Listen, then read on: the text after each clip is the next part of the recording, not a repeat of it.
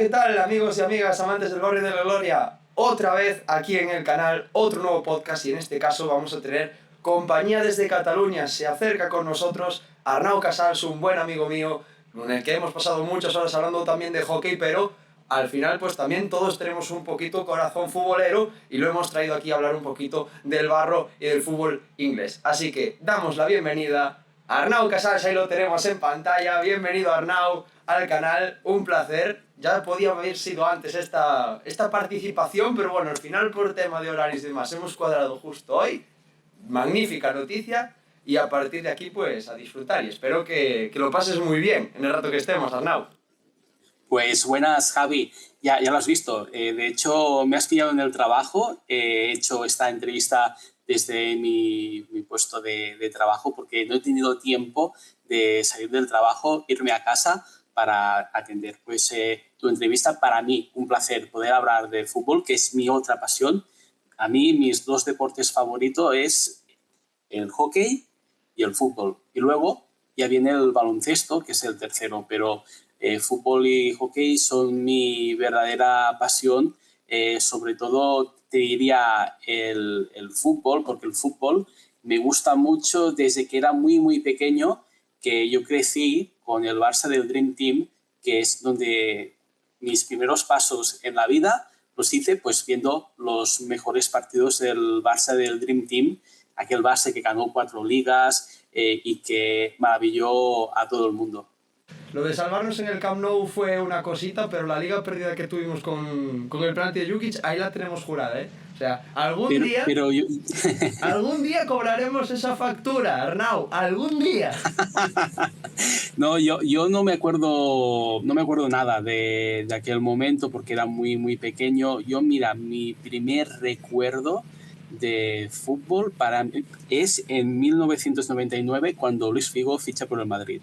Ostras, yo me acuerdo de ese día. Buen recuerdo, que era muy pequeño, estaba en casa de mis abuelos delante de la televisión y yo flipaba un montón porque claro, Figo era el ídolo de los barcelonistas y era muy fuerte verlo. Hacía 2-3 días te decía, quiero quedarme en el Barça, quiero jugar en el Barça, quiero seguir siendo una estrella. Y al cabo de 3 días después lo ves ahí en el Bernabéu, al lado de Di Stéfano, con la camiseta blanca y con una cara de póker en plan, ¿qué he hecho? Y de hecho después Figo dijo que se arrepintió los primeros meses porque se dio cuenta de la gran cagada, pero sobre todo pues de lo que al principio era intentar que el Barça pagara más dinero, que le ofreciera una renovación con más dinero, con mejores condiciones, pues se convirtió al final pues, en que pasó del Barça a su eterno rival, al Real Madrid. Y ese fue mi primer recuerdo del mundo del fútbol, que aquello fue muy fuerte y que eso nos dejó en shock, y aún mucha gente, una generación, está en shock con ese fichaje porque yo no lo he olvidado nunca. Y los partidos que jugaron el Barça-Madrid, con la tensión que había en el Camp Nou, tampoco lo he olvidado porque aquello fue muy fuerte. Y hablando, mira, precisamente, hilando perfectamente, nos ha quedado el guión magnífico, hablas ahí de tu primer recuerdo de fútbol, pero ahora vamos a ir al primer recuerdo de fútbol inglés. ¿Qué primer momento tienes tú en la cabeza de decir, Dios mío, esto existe en Inglaterra también y mola que te cagas? Un momento, el primero, el que dejas tú así de la cabeza. Mira, yo me perdí los primeros recuerdos de la Premier League, que eran cuando Sky Sports hacía esos eslóganes, esos vídeos, esas sintonías que eran maravillosos. Y yo ya no me enganché al fútbol inglés hasta 2001-2002, porque en Cataluña había un programa que se llama Futbolín, que lo hacían en la televisión de Cataluña, en el canal 33, que era como el segundo canal de la televisión pública de Cataluña, que lo hacían los sábados por la tarde, que era una pasada porque te contaban todo del fútbol inglés, todo del fútbol alemán, todo del fútbol italiano, todo del fútbol francés también.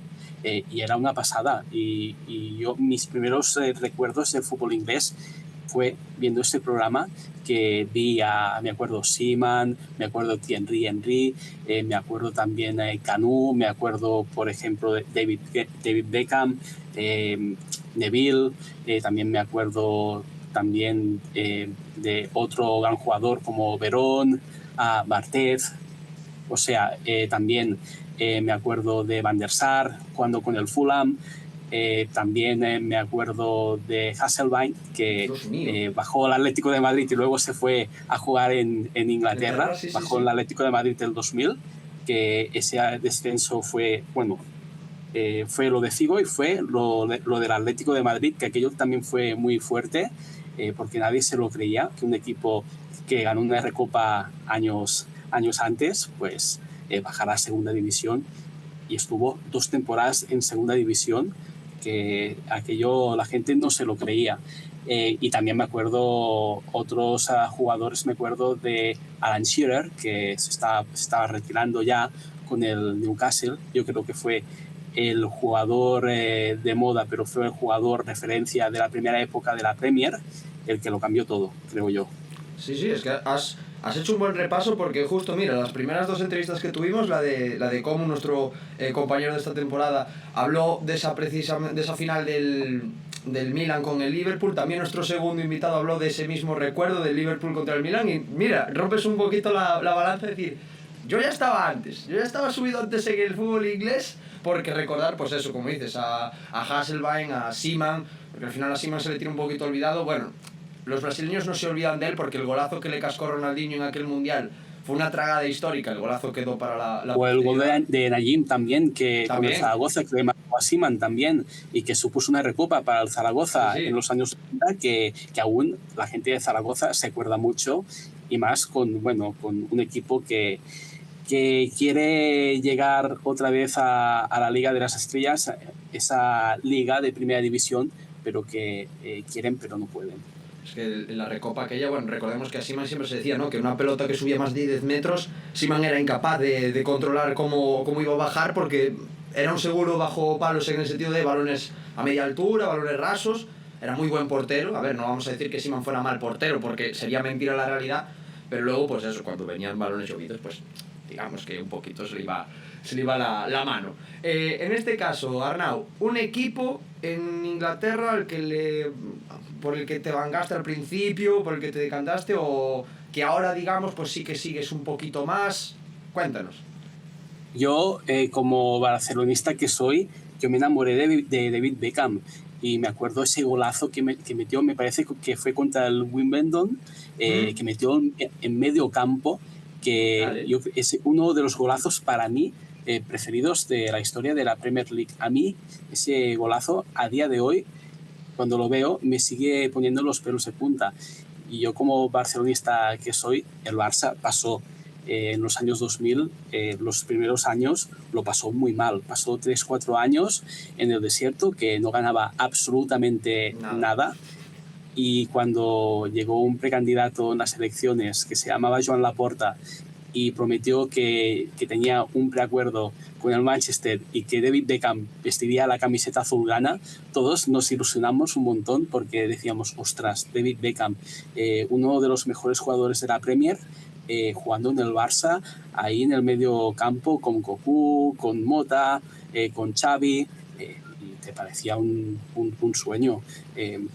Desgraciadamente eso no fue posible al final, porque se fue al Madrid, pero yo Beckham a mí me encantaba, y me encantaba el Manchester United. Me gustaba mucho, era un equipazo.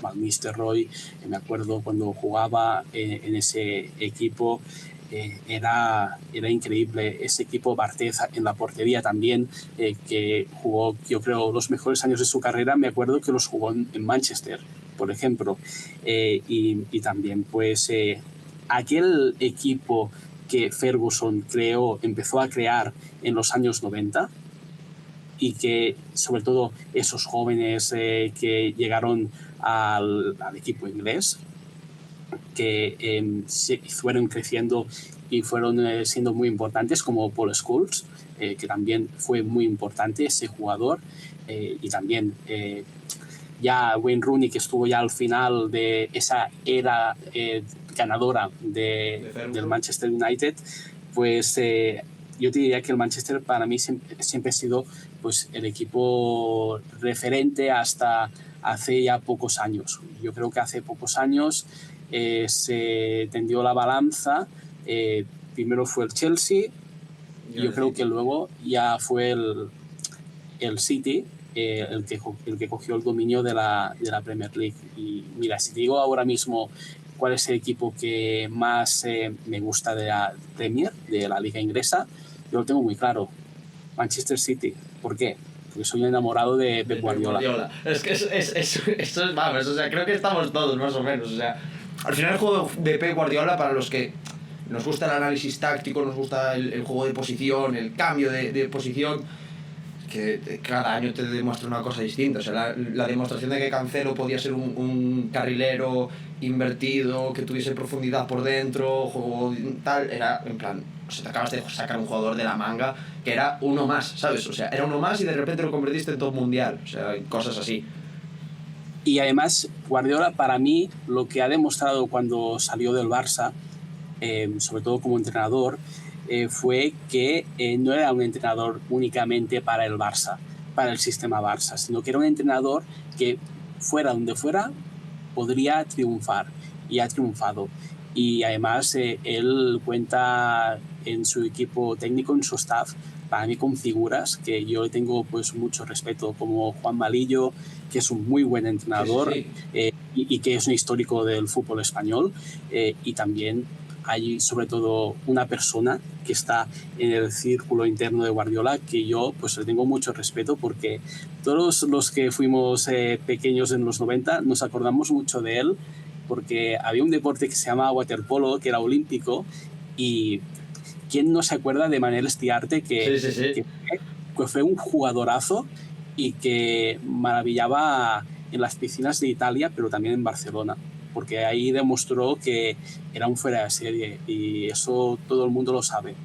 No, es que la verdad, en ese aspecto, cuando se fue Juan Malillo con Pep Guardiola, muchos se llevaron la mano a la cabeza de en plan, ¿pero por qué se lleva Juan Malillo? Claro, los que ya llevamos unos años siguiendo fútbol ya sabemos que Juan Malillo, por ejemplo, hizo que un Almería bastante debilitado, porque ya había tenido esas ventas importantes, jugase un fútbol espectacular. Luego, desgraciadamente, el Almería acabó descendiendo porque no puedes aguantar ese trote durante mucho tiempo, pero es que Juan Malillo, recordemos que tiene auténticas charlas didácticas cuando estaba entrenando en Atlético Nacional y demás, que son, vamos, de prosa futbolística, es decir, te lo tienes que poner para entender cómo funciona el tema de cambios de orientación, el tema de se juega por espacios y los espacios se crean, no son espacios que estén ahí porque sí. O sea, Juan Malillo al final, pues un tío top, que hubiese molado verlo en algún equipo de Championship o de League One entrenando él solo, porque yo creo que a más de un equipo lo podría levantar. Y hablando así ya un poquito más de League One, de Championship, no sé cómo has visto este verano al Birmingham. Recordemos, primer año del Birmingham fuera de las dos primeras categorías del fútbol inglés, y aún encima con problemas de que lo tienen los estadounidenses. Está por ahí Tom Brady, el jugador americano que ha participado en la compra del Birmingham, que andan un poco enfadados. No sé cómo lo ves al Birmingham de cara a volver a la Championship, porque este año la verdad que ha sido un batacazo importante el descenso. Completamente, hablamos de un equipo histórico que ha estado muchos años en Premier League. Salir de la Premier se paga muy caro, porque no ingresas la cantidad de dinero que se ingresa, y que hace que, por ejemplo, si miramos por ejemplo en el mercado de esta nueva temporada, la Premier supera de largo al resto de las ligas europeas. Entonces, salir de la Premier y salir también de Championship, porque hablamos de una segunda categoría que creo que es la más competida de toda Europa, por encima por encima de la Liga Española, la Hypermotion, pues se paga muy caro, y dejas de ingresar dinero, tienes que cambiar la estructura del club, eso supone pues echar a gente a la calle, tienes que refundar, es como una refundación del club, se podría decir de esa manera. Tienes que prescindir de jugadores top, por ejemplo, porque no los puedes pagar el salario. Es muy complicado, y ya se ha visto, por ejemplo, con el West Ham, que no es fácil coger un club inglés y llevarlo hasta arriba del todo, porque hay un montón de equipos que son muy competitivos, y esas categorías a mí me recuerdan mucho, por ejemplo, la primera RFEF aquí en España. Son categorías que ves, por ejemplo, un Arrendeteiro, que piensas, bueno, ese equipo no va a llegar ni la zona media de la clasificación, y te pueden hacer un año perfecto y estar en la 5ª posición. Y son ligas que hay muchas sorpresas, y que hay que trabajar mucho, hay que tener un proyecto muy ambicioso y tener muy claro a lo que quieres jugar y con quién quieres jugar, porque si no tienes claro eso, ahí, vamos, te pasan por encima y puedes perder la categoría. Yo creo que el Birmingham tiene que subir el nivel, la exigencia, porque este año va a ser el año más complicado de todos, porque creo que si no se plantea un año ambicioso para subir, y sobre todo no hay esa positividad que, por ejemplo, Ryan Reynolds fue capaz de trasladarlo a un equipo como el West Ham, que venía de años muy malos, es muy difícil que ese equipo vuelva otra vez a la Championship.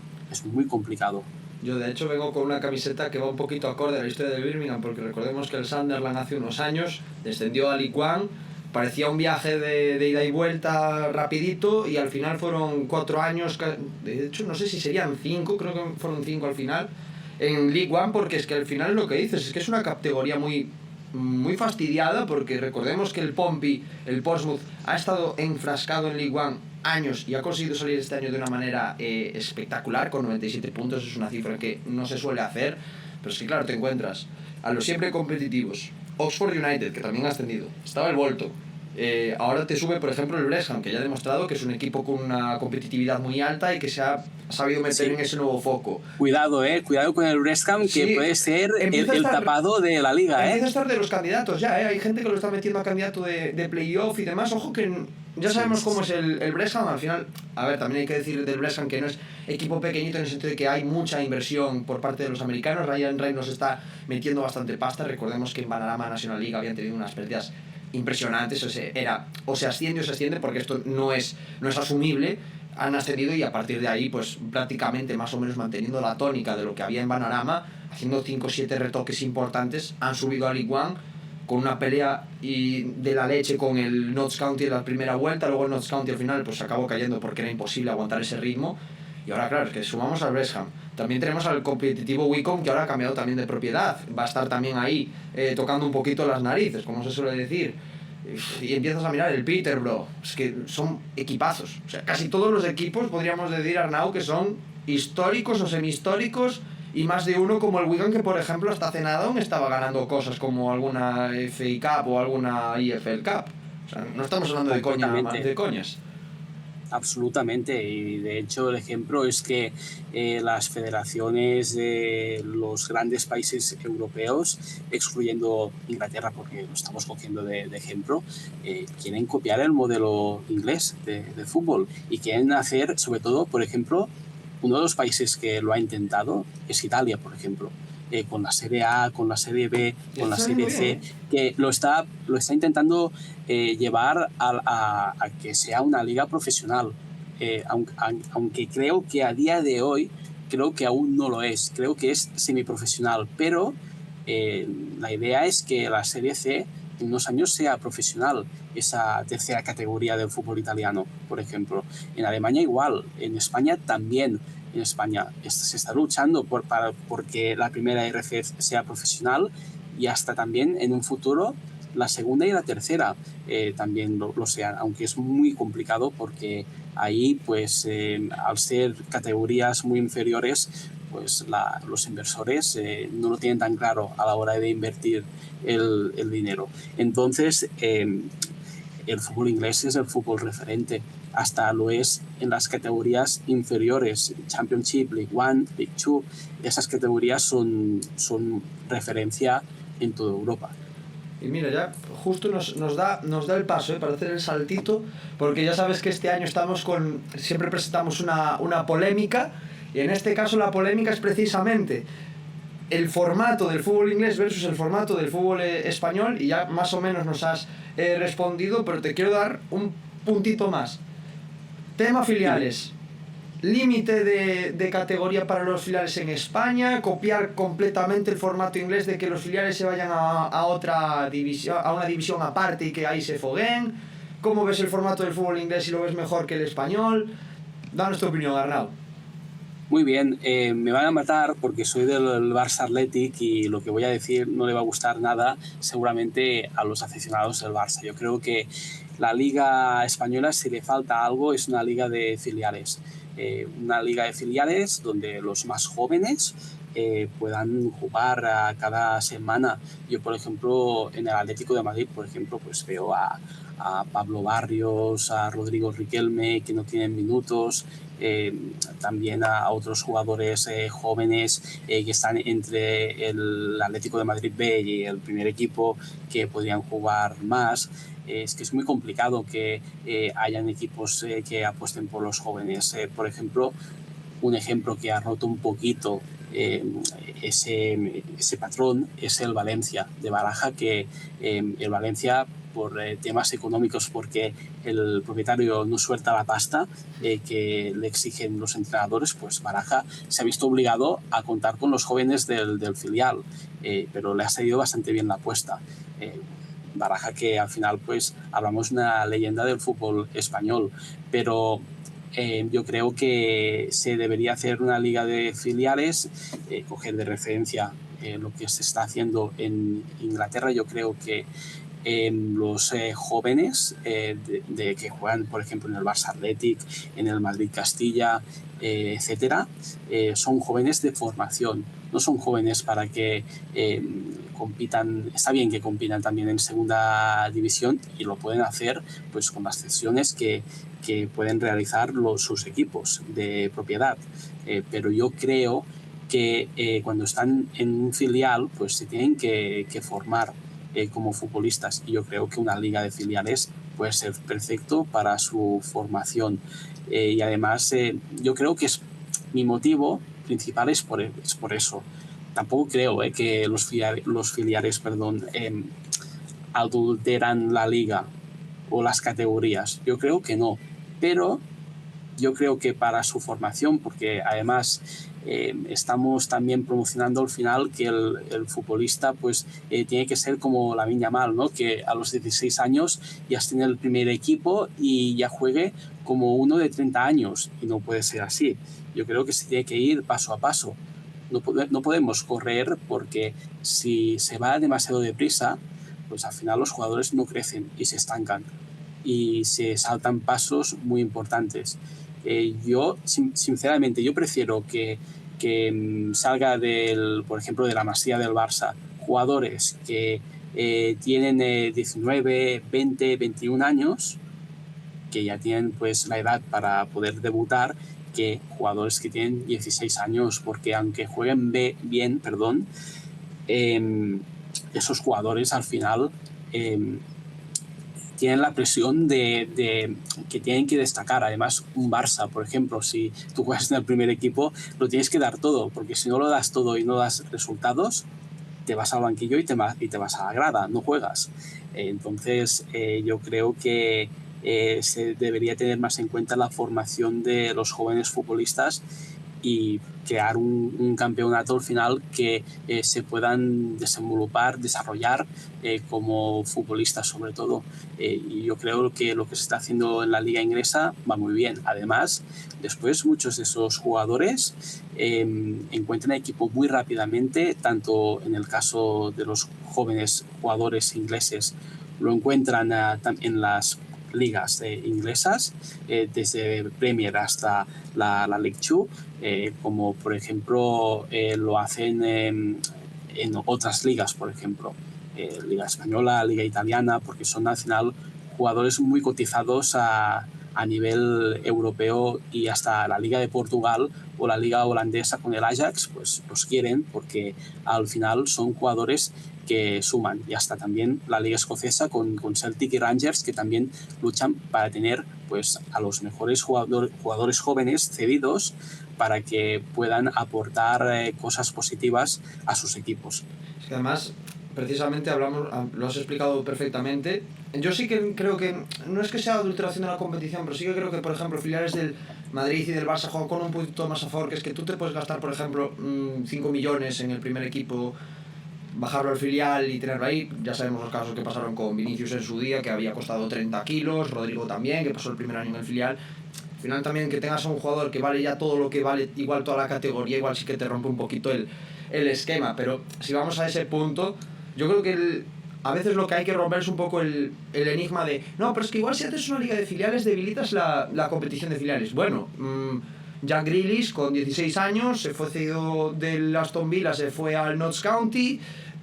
Cole Palmer también estuvo en categorías bajas. Ollie Watkins, que ha sido una estrella emergente en esta Eurocopa, que ya lo viene siendo estrella en la Premier League, pero no era quizá tan conocido. Es un jugador que pasó también por las categorías inferiores de Vanarama. Jarrod Bowen, más de lo mismo. Entonces, el talento, al final sí hay talento, y yo creo que en esto estarás conmigo, Arnau. El talento, si está, sale. Lo que hay que poner es que el chaval también trabaje, porque muchas veces estamos creando con ese puntito de poner a los filiales en segunda RFF, en tercera RFF. Los chavales que ven que tampoco dan para más, también se estancan, no aprietan quizás un poquito más el paso, se quedan ahí en un plano intermedio y se quedan en tierra de nadie, porque se convierten en jugadores que van a ser simplemente de rotación para otros equipos, tampoco van a ser titulares, salvo que cambien de categoría para abajo, y a veces tampoco quieres porque yo vengo de tal cantera, ¿cómo voy a irme yo abajo? Esas ínfulas también que hablamos a veces, ¿no?, en el fútbol español. Sí, completamente. Yo creo al final que lo que tienen que buscar equipos como el Barça, el Real Madrid, Atlético de Madrid, Español, etcétera, al final es que se puedan desarrollar los jóvenes futbolistas, y que su sistema de cantera al final funcione, y al final pues pueda servir para que tengas cromos para poder cambiar pues jugadores que no te han rendido bien, no te han dado lo que tú querías, pues cambiarlos para jugadores jóvenes, porque al final el mercado, pues tú no puedes estar, por ejemplo, lo que ha hecho ahora el Barça, que fichas a Dani Olmo, por ejemplo, y pagas 60 millones de euros. No, porque no puedes estar gastando dinero, porque al final pues tienes que ser sostenible con el gasto económico, y yo creo que apostar por los jóvenes es una forma de ser sostenible con el gasto que puedes hacer con los fichajes, porque claro, ahora Olmo tendrá la presión que tiene que rendir sí o sí, porque se han gastado una millonada, para llevarlo hasta el Barça otra vez. Un jugador que lo descartaron en su día y que jugó con el Barça, estaba en los equipos formativos del Barça, estaba ahí, y ahora tiene la presión. Si no rinde, bueno, se va a llevar un chasco el jugador, evidentemente, pero también se lo va a llevar el staff técnico, y también los que mandan ahí en el club, empezando por Laporta y siguiendo por Deco. Pero claro, al final yo creo que lo que deben hacer los clubes al final es desarrollar al final un sistema de preparación y de cantera que puedas contar al final con jugadores jóvenes, porque también si lo desarrollas muy bien, al final pues también puede ser pues una manera de hacer caja también, sí, de poder ganar dinero, y sobre todo de poder también recuperar los jugadores, poner cláusulas especiales, llevarte un porcentaje de siguientes ventas de los jugadores. O sea, te da una serie de ventajas que creo que es muy bueno eso para los clubes que tienen esa cultura de formación de jugadores, y además pues también poder darle, por ejemplo, al primer equipo más identidad y poder contar más con los jugadores de la casa,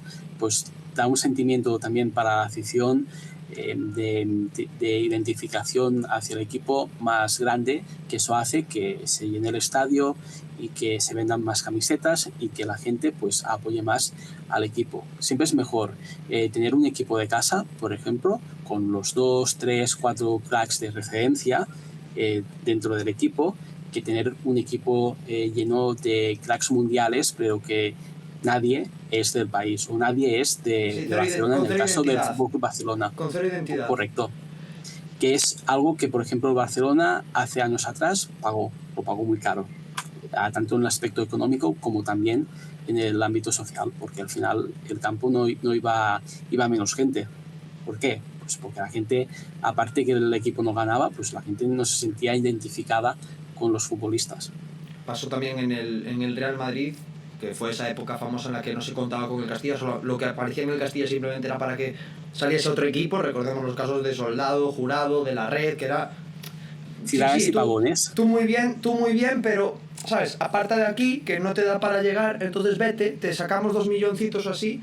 Y otra cosa que, por mucho que fastidie, porque yo, por ejemplo, pues no es que sea precisamente fanático ni del Madrid ni del Barcelona, todo lo contrario, porque el bipartidismo, por así decirlo, en futbolero en España, pues me rompe bastante los esquemas, pero sí que es verdad que eso que decías tú, ¿no? El Madrid precisamente se supo mover muy bien a ese punto de, oye, mira, este chaval lo vamos a vender, pero le vamos a poner una opción de recompra de que si alguien quiere pagar por el tanto, como nosotros nos quedamos el 50% del jugador, pagamos tanto y nos lo traemos de vuelta, y pagas menos, pero luego si lo quieres vender Correcto. ya lo vas a vender por más.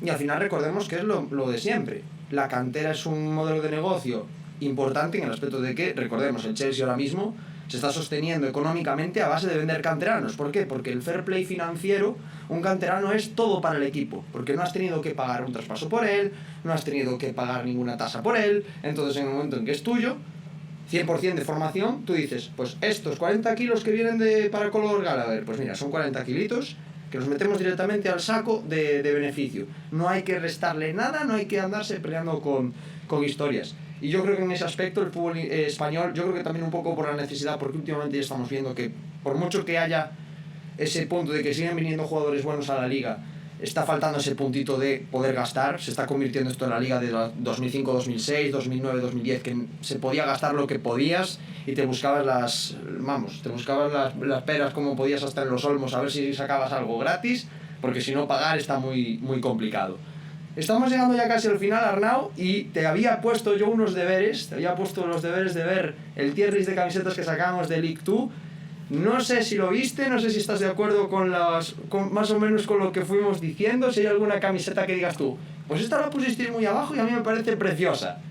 Te abrimos el melón. Pues me vas a matar. No tuve tiempo de ver el vídeo porque he ido esta semana muy ajetreado con el trabajo. Ahora estamos en ese mes que la gente se va de vacaciones y los que nos quedamos pues estamos más solos que la una y lo tenemos que sacar todo prácticamente, aunque hay menos trabajo, también se tiene que decir. Hay menos trabajo, pero lo tenemos que sacar todo. Y entonces no he tenido tiempo de verlo, pero sí que he visto algunas camisetas de la League 2. Ahí hay una que a mí me encanta. Bueno, lo vas a pillar enseguida. Bradford City, primera equipación. Bien. Arnau está en nuestro equipo. Ha dicho camiseta que está en el top 1. Bien. ¿Por qué? Pues porque, a ver, un chico catalán como yo que ve a las franjas rojas y amarillas. Aparte, es que y los ve en vertical. Es que aparte es muy bonita, es muy bonita. Nosotros la pusimos en el top 1, la pusimos en pura elegancia porque aparte las rayas amarillas son con puntillismo, o sea, me parece ya precioso, y ahora encima las granas son con el Bradford City, ¿sabes? En plan con la BC tal, o sea, me parece de auténtico genio. Te recomiendo que mires también la camiseta si quieres, que está en nuestras redes, recuerda que están en los reels de Instagram. Está la del Tramer Rovers, que es preciosa, tiene mosaico, o sea, es una camiseta blanca que tú la ves y dices, va, pues una camiseta blanca, pero no, porque tiene mosaico en este gris que es rotito así y tal, es muy bonita. Y luego la otra que habíamos puesto, creo que en el top 1, si no me equivoco, creo que había sido la del Walsall. La del Walsall, que es roja entera con rayas no, la del Grimsby Town. La del Grimsby Town nos parece también preciosísima. Está puesta en el hilo fijado, si quieres, en Twitter de Barrio y Gloria. Están puestas. Y si buscas por ahí la del Grimsby, está. Mira, yo te diría también la segunda, que también la vi. Me gusta mucho la del Kiwi Alexandra. Ah, la segunda equipación. La roja. La roja me encanta, la roja. También es muy bonita. Y también me gusta mucho la del Newport County, también, la blanca, que también es muy bonita. La del Walsall también está muy bien. Y también la de Port Vale, también visitante, esa amarilla también está muy bien porque es como muy retro, ¿sabes? Me recuerda mucho el fútbol de los 90. Sí, nosotros no hemos hecho el tier list de segundas equipaciones. De momento hicimos el de la primera, tenemos que hacer el del Iguan todavía. Lo tenemos ahí pendiente porque había equipos que no habían sacado camiseta y fue en plan, mira, no podemos esperar tanto. Ya cuando lo tengáis todos, ya nos peleamos y ya lo hacemos. Así que en ese aspecto, pues nada. 35 minutos más o menos de podcast. Ha estado, yo creo que muy bien, Arnau. Creo que hemos tocado todos los temas que dijimos en la previa que más o menos íbamos a tocar. Y lo primero de todo, que tenemos ahí 2 minutitos de despedida. ¿Qué tal has estado? Obviamente ya sé que si te vuelvo a llamar sé que vas a aparecer porque sé que te ha molado, la carita lo evidencia, pero no sé, ¿cómo te has encontrado? ¿Qué tal has estado en Barrio y Gloria? Pues he estado muy bien. Yo quiero volver a repetir porque me encanta el fútbol inglés, me encanta hablar de ese deporte y además me has evocado a recuerdos muy bonitos al principio. Claro, es que hablas del caso Figo, hablas de Beckham, hablas de Seaman, hablas del Futbolín, por ejemplo, que era el programa que veía de pequeño. Hablas de esas cosas y se te ponen los pelos de punta. Y luego, pues hablando también de temas que creo que son muy importantes y que son el futuro del fútbol al final, en los próximos años, pues me ha encantado porque al final pues también hemos dado, creo que, claves muy importantes para el futuro de ese deporte y yo pues encantado de haber podido participar y me encantaría pues volver otra vez y ya sabes que puedes contar conmigo para que cuando quieras pues volvemos a hacer una conversación para hablar de fútbol inglés, de las categorías o de lo que tú quieras, ya lo sabes. Pues aquí ha estado Arnau Casals, vamos a hacer rápidamente la despedida y luego hablo contigo personalmente. Y nada, chicos, así tenéis otro capítulito más de Barro y Gloria. Esta ya es la 4ª conversación. Vais a tener muchas sorpresas este año, os lo podemos garantizar, porque hay de todo. O sea, vamos a tener aquí futbolistas ex profesionales que han pisado la Premier League, os lo garantizo. O sea, vamos a pelear por tener esa entrevista. A ver si va a ser en septiembre, si no será por octubre. Y ya sabéis, abrazad el barro, disfrutad la gloria que siempre llega y nos vemos en futuras citas aquí, en Barro y Gloria. Así que ya sabéis, chao, chao, hasta luego y recordad, amad el fútbol inglés.